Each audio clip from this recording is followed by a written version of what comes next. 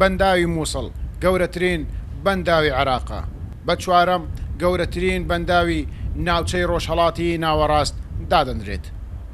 دوای ئازادکردنەوەی بەنداوی مووسڵ لە ژێردەستی تیرۆرستانی داعش، هێزەکانی هاوپەیمانان مەترسی ڕوخانی بەنداوەکە و ژێر ئاوکەوتنی بەشێکی پارێزگایەکانی عێراقیان بە بەرپرسانی حکوومەتی عێراق ڕاگەیان.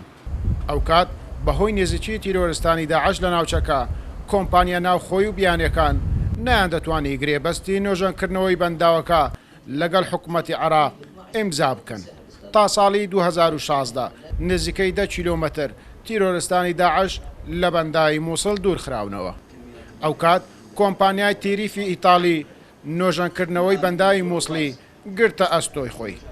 دوای 3 ساڵ کارکردنیان لەو بەنداوە ئەمڕۆ کۆمپانیایەکە کۆتاییان بە کارەکانیان هێنا.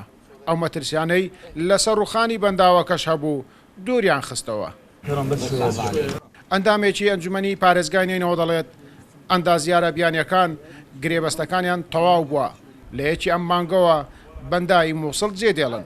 هیچ مەترسیەکیش لەسەر بەنداوی مووسڵ نەماوە. يعني او اند زيار بارا فتر هضم بصيانه اسد بخو ايكي هشت او دي خلاص من بالي عقدي وادي خلاص بيتن و دي دركم صدا مثلا چون مترسي سر سدينينه لبنداي موصل 750 ميجاوات كهرباء برهم دهندرێت لە سێ وێستگا کارەبایەکە دابەشی سەر شار و شارۆچکانی پارێزگاینەوە دەکرێت. بەڵام بەهۆی نۆژەنکردنەوەی یەکێ لە دەرگایەکانی بەنداوی مووسڵ لەلایەن ئەندازیارە عێراقیەکان ماوەی 6 ڕۆژە وێزگەکانی کارەبا کوژێنراونەتەوە. بەراورد لەگەڵ پێش کوژانەوەی وێزگەکان نزیکەی 170 کارەباینەوە کەم بۆتەوە.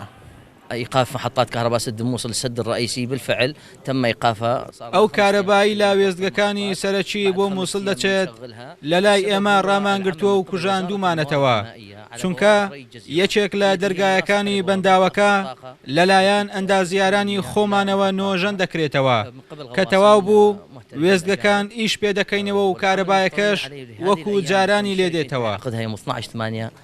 لە ساڵی 2016 پێشبێنی ئەوە دەکرا ئەگەر بەنداوی مووسڵ بڕوخێت زیاتر لە 9 ملیۆن کەس دەخنچێن.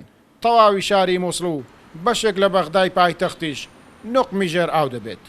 دوای 3 ساڵ کارکردنیان لە نۆژەنکردنەوەی بەنداوی مووسڵ ئەندازیارە بیانیەکان بەنداوی مووسڵیان لە مەترسی ڕزگار کرد. بەرپرسانی ئیداری ئەم بەنداوەش دەڵێن لە ئێستادا بەنداوی مووسڵ هیچ مەترسیەکی لەسەر نەماوە. گەیلان بۆتانی کورسات نیوز بەنداوی مووسڵ.